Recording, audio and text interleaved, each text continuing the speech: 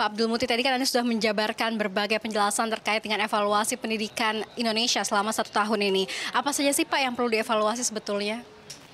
Ya, yang pertama tentu kita berusaha untuk memperbaiki pertama infrastruktur ya, karena memang lebih dari 100.000 sekolah di Indonesia itu rusak, mulai dari rusak berat, rusak sedang, dan rusak ringan. Dan sekarang sudah jadi prioritas Bapak Presiden untuk program revitalisasi, sudah mulai berjalan tahun ini untuk 16.140.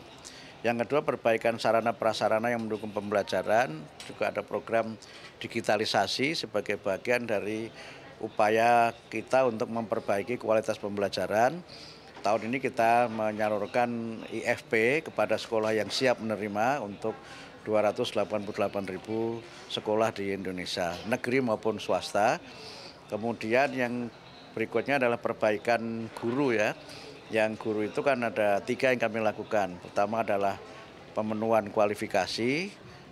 Tahun ini kita berikan kesempatan guru yang belum D4 atau S1 untuk 12.500 guru dengan beasiswa per semester 3 juta. Kemudian tahun depan untuk 150.000 guru.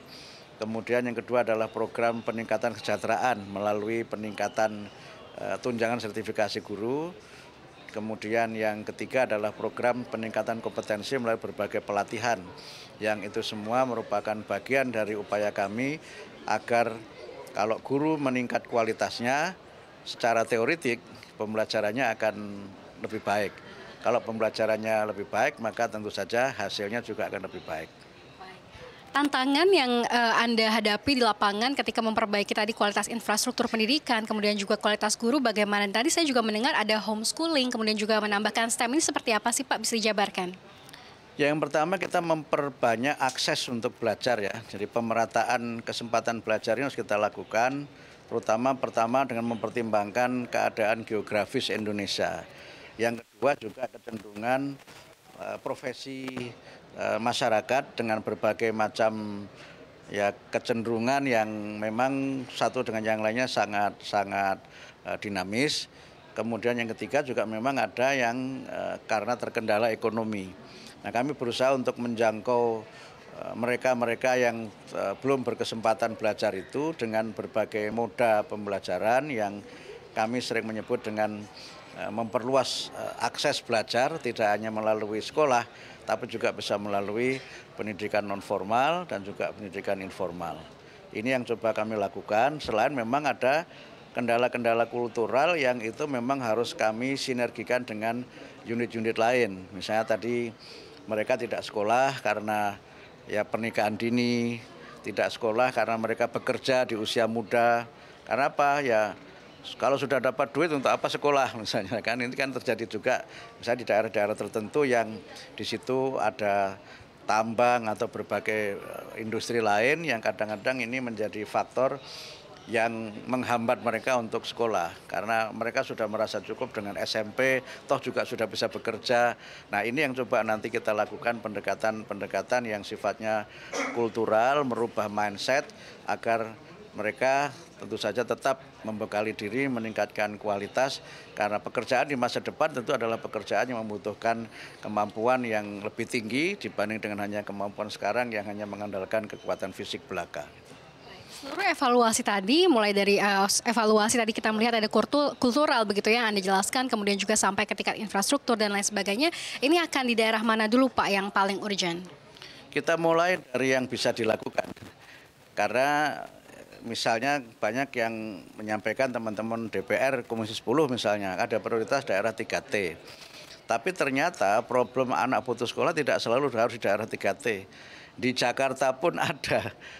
Dengan keadaan-keadaan yang saya sampaikan tadi itu, istilahnya kelompok-kelompok marginal. Mereka ini bisa marginal karena keadaan fisiknya, karena keadaan ekonominya. Karena itu kita mulai dari mana yang paling mungkin bisa kita lakukan, sambil nanti kita mengajak masyarakat berperan serta.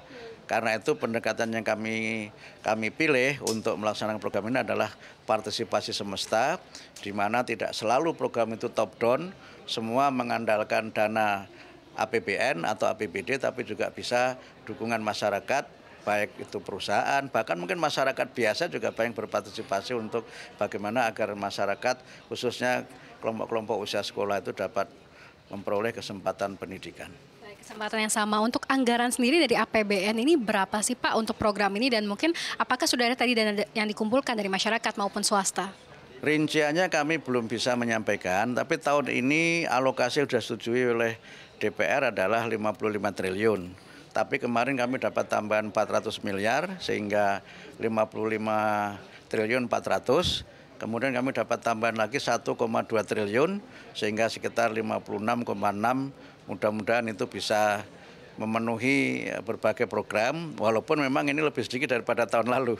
Tapi tidak berarti kami putus asa, kami berusaha untuk dana yang tersedia kita kelola dengan semaksimal mungkin. Kita usahakan untuk tidak ada kebocoran, kita usahakan suara Pak Presiden semua ditunaikan dengan transparan sehingga bermanfaat untuk mencerdaskan kehidupan bangsa. Mungkin terakhir dari kami Pak, bagaimana harapan Bapak untuk di sektor pendidikan pada tahun 2026? Ya, kami tentu berharap agar yang sudah kami lakukan sekarang ini dapat terus kami tingkatkan. Yang ada kekurangan kita perbaiki sehingga secara bertahap pendidikan kita akan semakin baik lagi. Terima kasih banyak Pak Abdul Muti atas waktunya. Sehat dan sukses untuk Anda. Terima kasih Prof. Terima kasih. Ya pemirsa, itulah tadi wawancara kami dengan Menteri Pendidikan Dasar dan Menengah Prof. Abdul Muti.